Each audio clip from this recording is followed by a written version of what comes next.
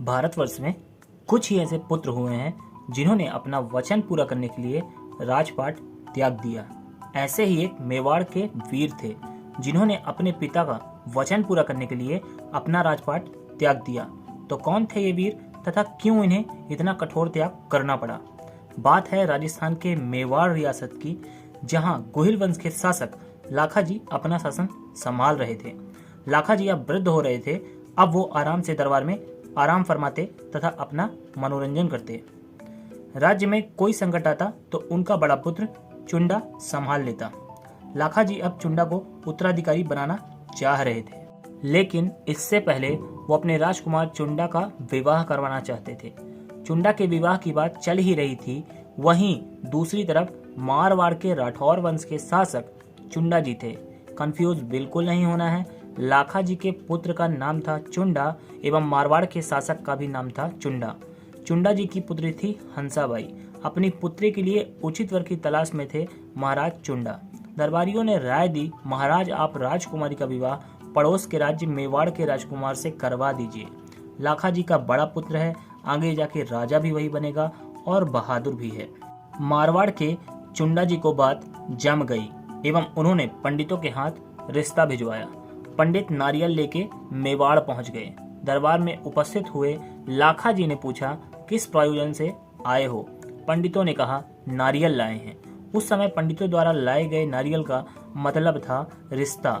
लाखा महाराज ने उपहास में कहा, आप बुढ़ापे में कहाँ हमारे लिए नारियल लेके आए हो?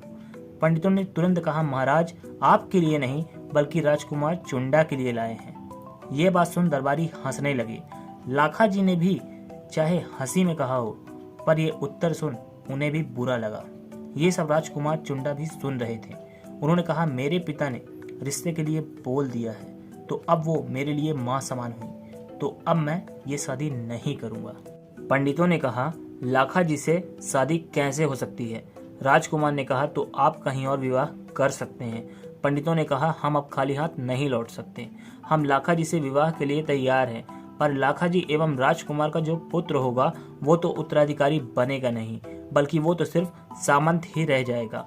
अगर उसे उत्तराधिकारी बनाया जाए तो हम विवाह के लिए तैयार हैं। ये बात सुनने के बाद चुंडा जी ने प्रतिज्ञा ली कि मैं राजपाट नहीं संभालूंगा, बल्कि पिताजी की आने वाली पीढ़ी ही राज्य करेगी। पिता के लिए ऐसी भीष्म प्रतिज्ञा इससे पहले महाभारत काल के भीष्म ने ली थी। तो आखिर भीष्म कौन थे? महाराज शांतनु एवं माँ गंगा का विवाह हुआ था, पर गंगा जी ने महाराज शांतनु के सामने शर्त रखी थी, आप मेरे कार्यों में हस्तक्षेप नहीं करेंगे, अन्यथा मैं यहाँ से चली जाऊंगी। महाराज शांतनु मान गए। माता गंगा एवं महाराज शांतनु के 7 पुत्र हुए। सबको माता गंगा ने नदी में बहा दिया।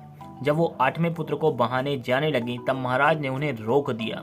महाराज के ऐसा करते ही माता गंगा चली गई एवं अपने पुत्र को छोड़ दिया तथा इसका नाम देवव्रत रखा गया।